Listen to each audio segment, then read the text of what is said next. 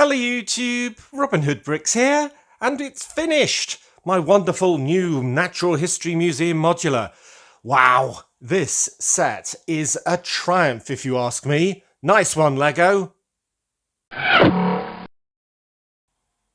Now, in my humble opinion, this is the best modular that LEGO has put out for quite a while.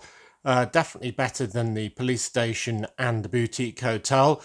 It's suitably grand, it's got some really interesting build techniques, and I think best of all is this view. It's just amazing. Frontal view with colour and loads of detail and scenes going on in the foreground, all the way to this absolutely amazing roof setup with its skylights, dome, and this sort of portico bit over the pillars and so on, statuary, these banners, and wow, just so much going on. I think LEGO have outdone themselves with this one. I'm going to give them a bedoing, you know. Yes, thoroughly deserved. Yeah, this set was really good fun to build as well. There's quite a few interesting new pieces in its build-up, and definitely a few new ways of using them as well. I've learnt a bit. It's quite fascinating putting together things like the dome, which I've struggled with before when I was trying to design a courthouse at one point. And a very interesting way of doing the pillars, which at first I thought was a bit of a rip-off of my museum when I'd had sections of pillars being attached horizontally to each section of the build as they lift off, but they've done it in a completely different way, which is just as impressive, if not more so. And then this tree just looks really beautiful, these plants, the railings, and even the scenes out the front, which might be the first thing you notice on my version, is that the scenes out the front are actually missing, and that's because when I started building this, I started putting it all down on the 1.5 base plates that come with the set, and then I very quickly realised that actually I'm going to have to pull it all off those base plates and put it on a new combination so it'll fit in my city, because the area I've got designated for this in the back corner is basically smidged against the wall and needs a special combination of one 16 by 32 base plate, one 16 by 16 base plate, and three 8 by 16 base plates. So that is what is under this main body of the build. And if I just turn it around past its very clean sides, by the way, very nice Lego, no bad thing to see on there. To its rear, you'll see that I've only got actually one stud on the back here rather than the normal 3, so I've just lopped 2 off there, and the other 6 studs I've saved off the front by putting the pavement onto the edge of my road plates, basically. So yeah, that is what I've done.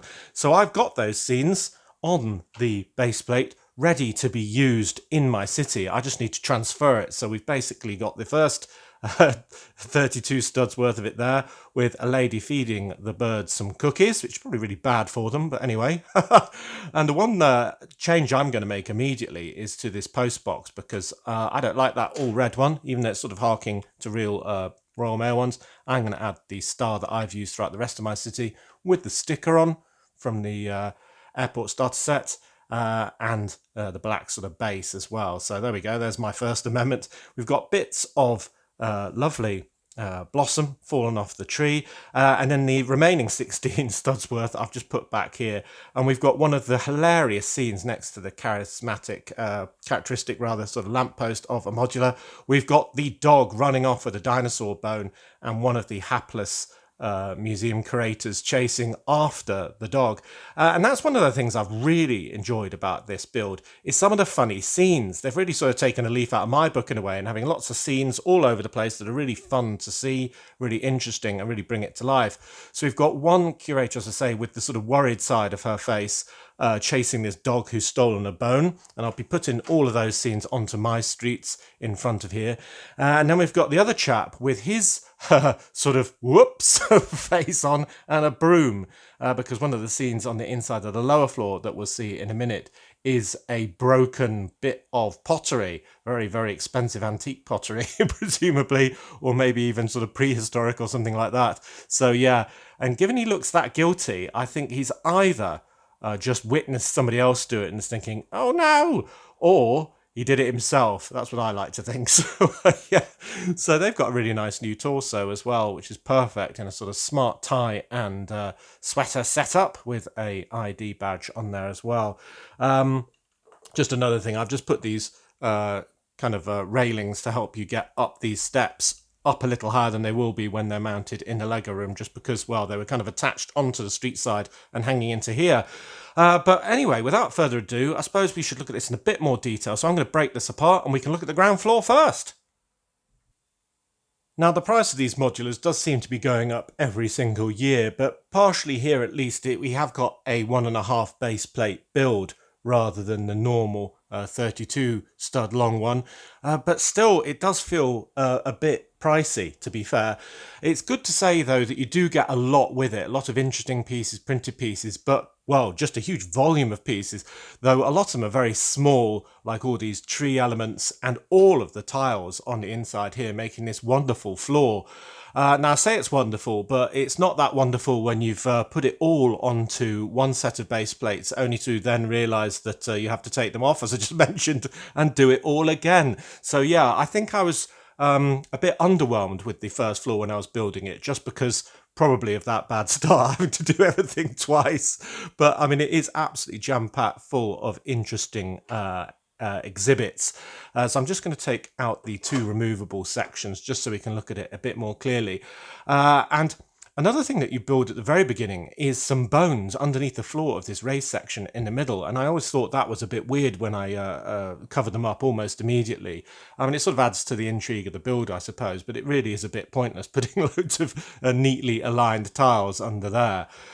So maybe that is something just for that one-off build experience. But you have got a really nice kind of ticket buying area and loads of things to purchase as well as souvenirs. If you can look through the door, there's mugs and statues and all sorts of stuff like that. So I think that's a good inclusion. And you can kind of go into the left wing or the right wing.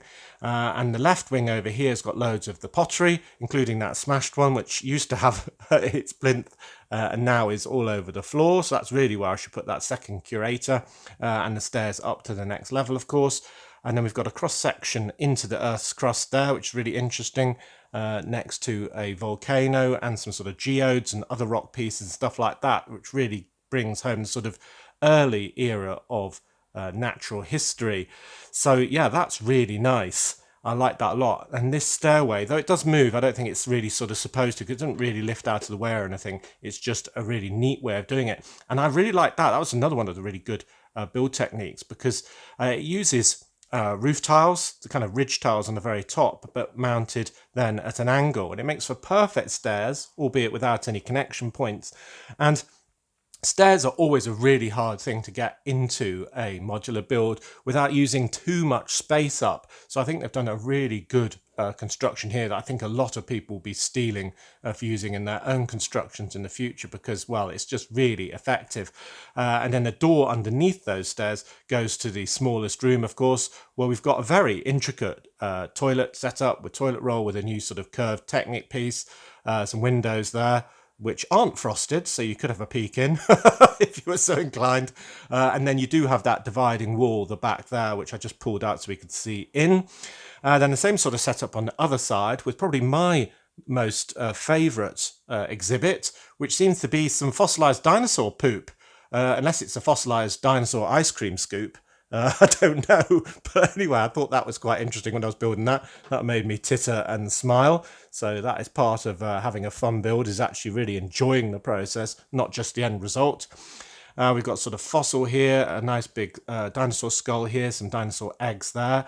And then this door opens up, and I think it's sort of a staff-only area with the red sort of sign above the door, to a microscope and a bowl. And I was a bit confused by that in a way, because a microscope has got sort of bacteria on it, and I don't know why they're doing that sort of research here in such a small room near the back door. So yeah, that's a bit odd, actually, if anything. Maybe that should have just had a coffee machine and been for staff use only. But then we can put this wall on here with its spare toilet paper, some bones and a clock, and the books and things for sale, and a magnifying glass as well, so that's really good. And then the main exhibit on this floor is the dinosaur, which when I saw in the initial pictures, I thought looked a bit sort of weedy and rubbish, and I didn't like it. I thought that's what I'm going to replace first of all. With something much bigger and much better. But actually, it is quite good. It's a really interesting build. It looks very sort of dynamic as well. And the best part is that the head obviously peaks up into the floor above, but you could very easily change it with this sort of removable plinth. So that's really good. Because I was thinking, I mean, you could have had a really massive dinosaur, kind of like they used to have in the London Natural History Museum, which they've now replaced with a huge whale, which is just as amazing in a way, and put in a huge skeleton like the one in 76940 that's on the back of my cargo train, of course, or even 76961 or 75930. Or even one of the absolutely huge ones from 21320, though most of those are probably too big for this setup if the others aren't as well. But there was actually one small skeleton that would work in this area, but that was probably not quite as interesting, being the minifigure one. So anyway, so yeah, I do like that actually. It's got a bit of scenery on the bottom. Maybe we could have had a plinth there. If there's one criticism of this floor, I think it's that we have got quite a bit of blank wall space. Even up high and in different areas. I mean, in a real place, these would be absolutely packed and stacked. And that's the way I like things. So I think that Lego could have just put in, even if they were just normal printed 2x2 tiles, like the sort of old guy one or the ship one, or just stuff like that, or even just a few more a few stickers, which I suppose is against the sort of policy of a modular set, but it just feels like it could have had more detail in, and detail has been spread around it nicely, at least on the outside. And these two statues representing, I don't know if they're sort of supposed to be Greek or Roman gods or something, or if they're supposed to be people who've collected the collection or donated to the museum, and quite a subtle museum printed 1x6 tile there above the door, but with the lanterns there, the beginnings of these lovely columns with so much detail around the bottom and so on. I think it's absolutely great. And we have kept very clean sides and back, as I mentioned earlier, and a very ornate tree. Something's fallen off the back. There we are. It's a little box. So yeah, I think that combined with the architecture around these windows is a really, really good look.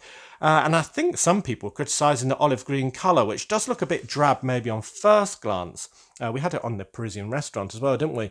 But I think it really works, because you've kind of not focused then on the walls being very bright, for example. They're kind of a backdrop for the lovely tree, plants, pillars and all the rest of it. So yeah, I think it's actually really good. Anyway, let's move up a floor and see what's there. Now this set does represent quite a good value when you consider all the time it takes to build, because it is so large. It represents several sessions and it's very interesting to do inside and out with all of these lovely details. And I think by now I was really enjoying the build, partially because doing all those tiles on the ground floor twice was a long distant memory, and also because of these continuing features of the architecture, the columns, this lovely large central window, and the continued sort of brightness of this external view with the kind of modular equivalent of stickers, I suppose, over these other windows. So you could take them off if you don't like them, of these banners. And I think they really make it because they're so true to life. This is exactly how they show off the current exhibits of Go Back in Time, which is a ground floor we just looked at with all of the dinosaur stuff, and the Explore the Future, which is very much on this floor. So yeah, that continued front view, which is, let's face it, what we see 9/10 of the time, is very vivid. And we've got a nice a drain pipe going up the back, just like on my modular mall, just to break up that incredibly plain back. Actually, maybe we could have done with something on the back there as well, but we don't want too many windows because we need to have loads of exhibits, and it really is packed and stacked in here.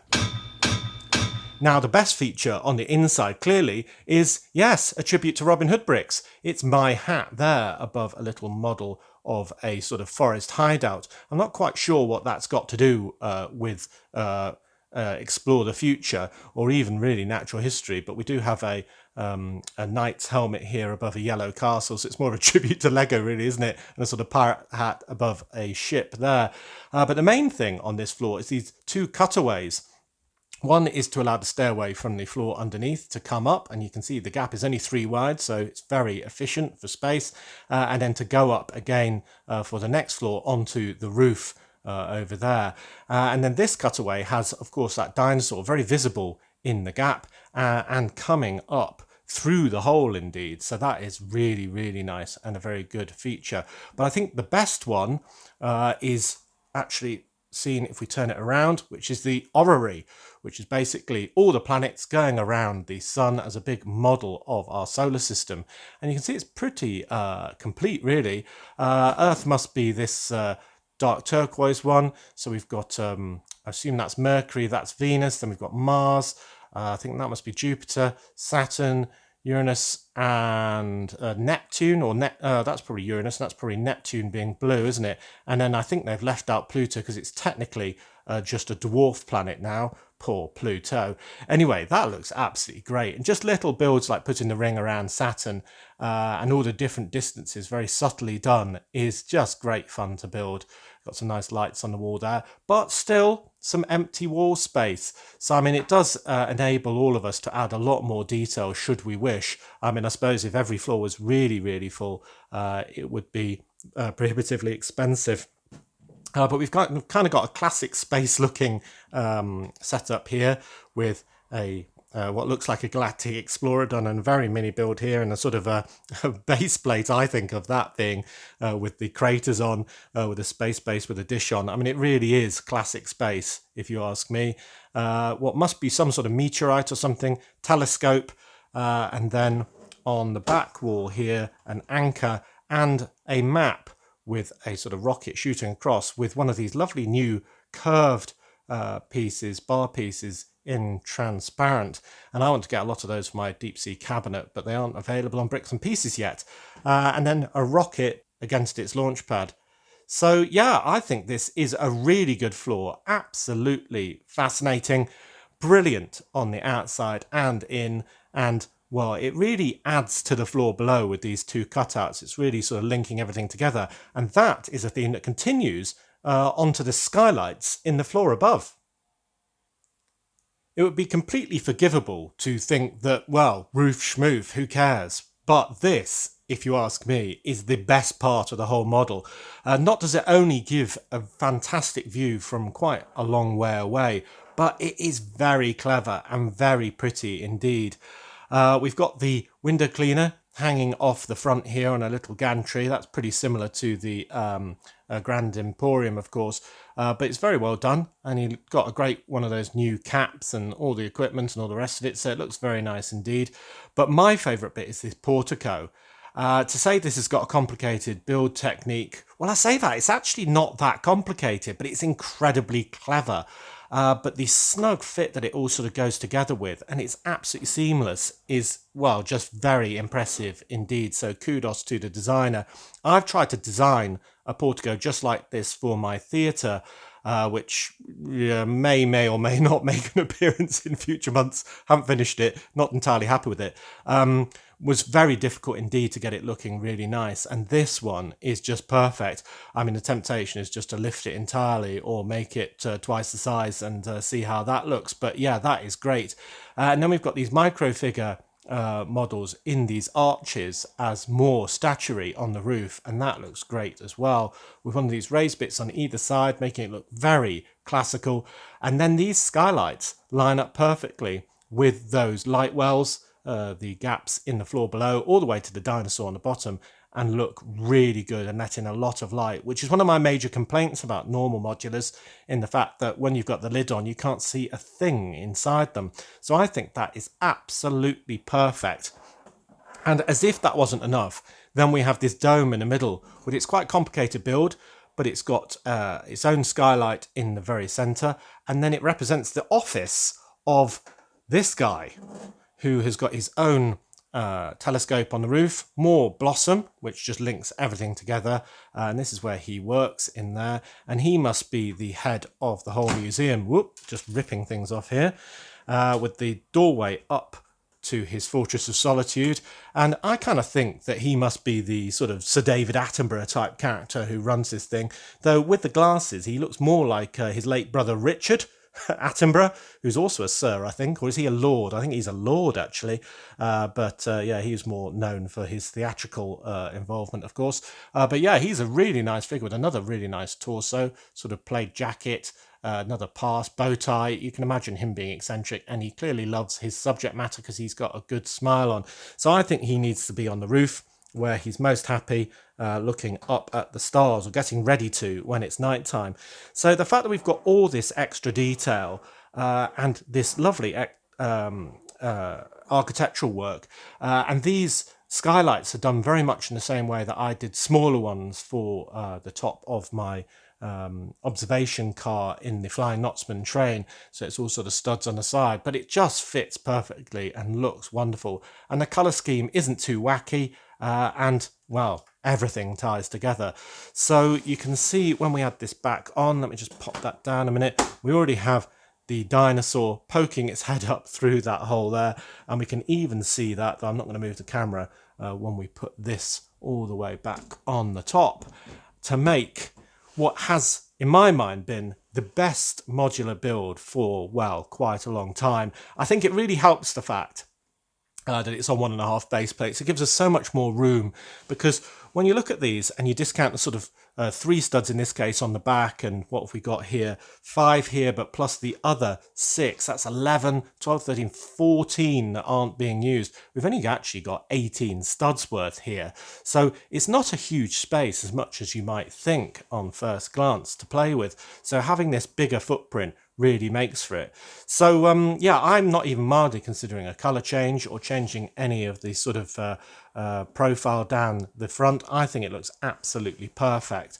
The only thing I was considering was potentially adding another floor, and I did call Lego Bricks and Pieces just to see how much it would cost to get the appropriate bags, because I think you needed bag 15 all the way up to bag 24, except you don't need bag 18 itself, because that's just ingredients, exhibits on the inside basically, and you won't want the exact same ones of those. But I reckon it's going to cost at least, if you think about it just volume wise, a third of that £260 price tag, probably a bit more. So maybe it would be up to, well, 80 to £100 just for another floor. And if you think about it, I think the proportions are right. It kind of feels more stately when it's wider than it is tall. So yeah, I'm not sure I'm actually that in the market for a third floor of this build. And some people have already suggested maybe making it longer, so then when you add a floor it's still roughly got the same proportion. And I think that'd be great in a sense, that you could fit loads more exhibits on the inside. But then, well, it fails my diversity rule for my city, just because, well, we're using a much bigger footprint to do exactly the same thing. And this modular, as it stands, does that job very well indeed. So I don't think we really need it. But if you've got loads of space, then yeah, the sky is the limit. I mean, the real life equivalent of this in London would be this set about sort of 10 side by side, all joined together to make the hugest museum you can imagine. But yeah, very, very impressed with this. I can't wait to get it in the city and get all of these street scenes included as well onto the pavements next to my jazz club. Yeah, should be cool. Let's go and put it up there. Ho, ho, ho, ho, there it is, just dropped in, quite crudely for now, just to check it fits, and it does, so that's the main thing.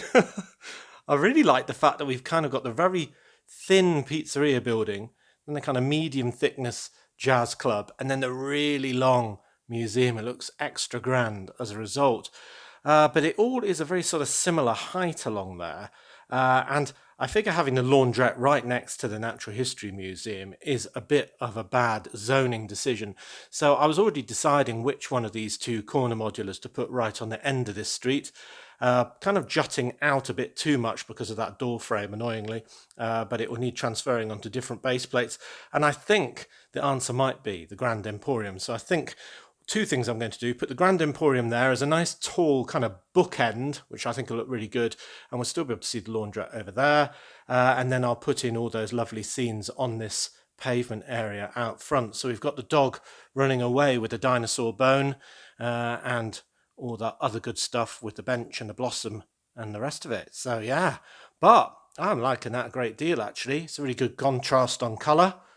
Good contrast on shape, a nice neoclassical building. Maybe it could do with an extra story of height. You'll have to tell me what you think of that in the comments section.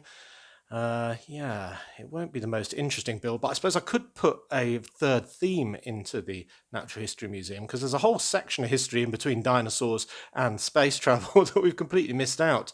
Lots and lots of flora and fauna. So anyway, yeah, looking really good as a first plonk. Let's finish off the scene. Wow, that looks beautiful, doesn't it? With that lovely tree out front and those banners, they're very bright indeed. But with the full street scene interlocking with what we've got already, it looks like it's been there for years. Absolutely lovely. I mean, I really like the fact that it's got a very sort of city theme with stuff going on the roof and down the sides of it, and very Brick Nottingham with its scenes on the front pavement as well, with a letterbox and that letter with the lady feeding the birds. She's totally going to forget that letter, you know. She's going to leave it on the bench and walk away. You mark my words. And then another Brick Nottingham-esque scene, a dog running away with a dinosaur bone. Love, love, love. It fits in with all the other scenes that I've got throughout my city.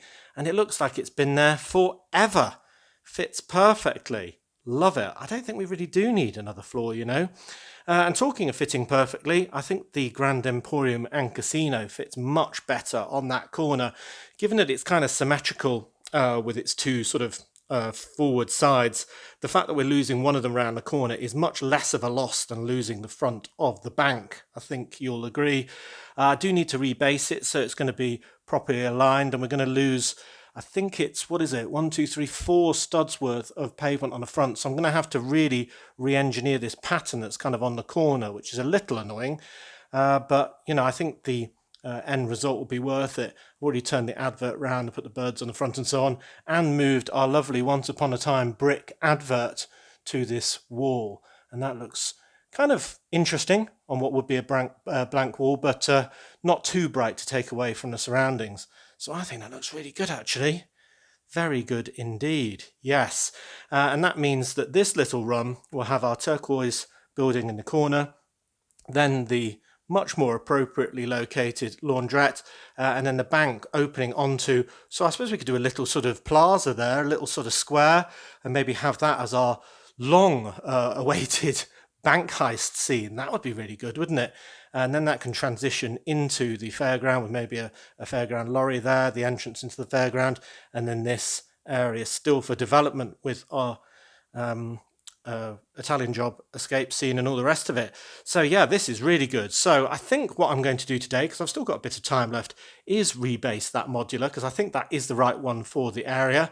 Get that into position, and then we'll have that side of the street almost entirely, if not fully entirely, done. But yeah, that modular is great. Oh, 1.5 base plates successfully incorporated. Well, well, well, Grand Emporium and Casino in, and it looks like it's always been there, doesn't it? Incredibly seamless and integrated. I love it. Yeah, and the museum still pops. Proof that it is the best modular for quite a while. Now, having said that, I realised the last one was the Jazz Club, which is quite cool. So, especially with my new signs on the front of it, definitely makes it a lot less plain. But yeah, no, I still think it's better. Those statues and all the scenes really make for a wonderful thing. And not to mention my favourite part, the roof. So yeah, definitely an award to Lego. I like the fact we can see that advert now. We've got that advert as well. We've got all of this in place. And you'll see this is the first one of my modulars that I'm going to be raising just that one plate height higher. Do you see that? On the edge of the pavement. Very subtle. It just means there's a step in the pavement where this lady with her bags are. And another one where that lady with her bags are. God, these ladies do love their shopping. And that is just because we've got one base plate effectively resting on top of another one, because we haven't got a reasonable distance here of 32s or fractions thereof. It's about 28. So yeah, anyway, that is working really well. They'll go on top of base plates and have kind of a step somewhere in front of them. And that'll just build into what we were saying could be a plaza or some sort of fountain area, or goodness knows what else. Maybe some more trees just to give it a bit of height in that area. Maybe that bonsai tree. I still haven't placed that. Give me ideas for that spot if you've got any. But yeah, this area, right up to the front of that bus at least, is now done. I haven't worried too much about this pattern on the corner. I've just sort of cut it off because I think I'll be pulling up this again soon when I try and finish off this road going into the wall and build some sort of a tunnel for it to go into. And well, we have to decide what's coming out of the tunnel. Maybe it'll just be that bus. Maybe it was something a bit more scary. And then we've got the near side of this to do, which will be slightly more low rise. So it's sort of only covering about that much, so we can still peer over very easily and see this wonderful run of official modulars. But yeah, that is making what was definitely the worst corner of the room really interesting and well worth the crawl to the second standing hole. Okay, so yeah, it's all in and it's looking great. Well, that is the best modular for a while. I'm very happy with it. Do tell me what you think. If you do think I should go for an extra floor, of course, that would take us up a level, but make it a bit too square, as we mentioned earlier. But anyway, for now, I'm very happy, whatever we do. So, as always, thank you very much for watching. It is appreciated. Do remember to like, comment, and subscribe for more awesome LEGO videos. And if you value this channel, there are many ways in which you can support it. Do check out the links in the description below. And next time on Robin Hood Bricks, we'll be doing another build on Monday. I think I'm going to be trying to finish off a few projects that I've started. Some of you will be very glad to hear. So I'm going actually back to the fairground, I think. I think I've got all the parts now to do one of the final rides, which will be in this messy area over here. I kind of thought I was going to do something really big here, but I think I'm going to break it up into some smaller things and have even more motion. So if I'm going to do that, that will be started on Monday. Cool. So until then, see you. Yeah, as always, the dog's the best bit. This bone's mine.